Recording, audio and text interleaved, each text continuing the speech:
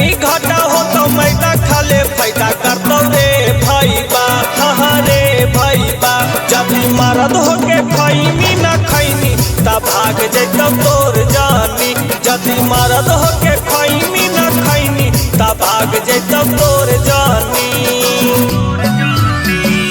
आटा खैमी घाटा हो तो मैदा खाले फायदा करतो रे भैबा। आटा खैमी घाटा हो तो मैदा खाले फायदा करतो रे भैबा रे भैबा।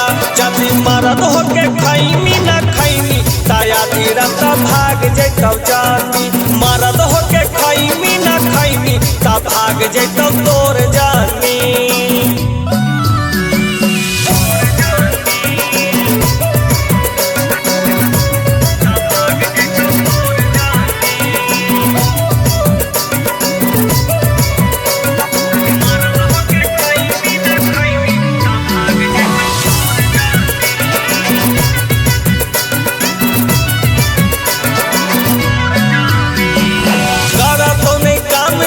सुना तो नहीं बात हो ढेर जदी बोला मिटा दे तो तू 4 लाख हो।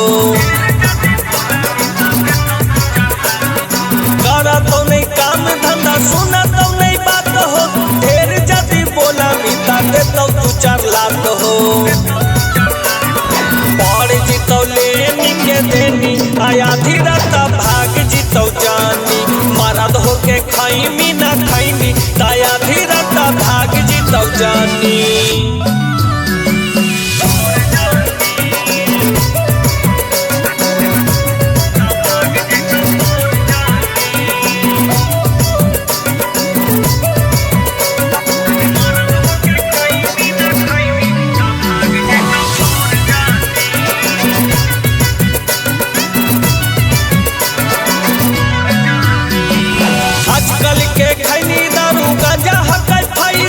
खैमी न तमौगी का तो मरद हकी कैसन।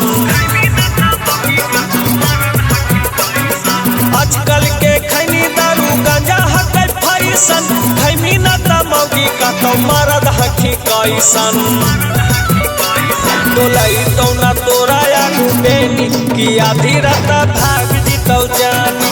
मरद होके खैमी न खैनी ताया आधी रात भाग जीतो जानी।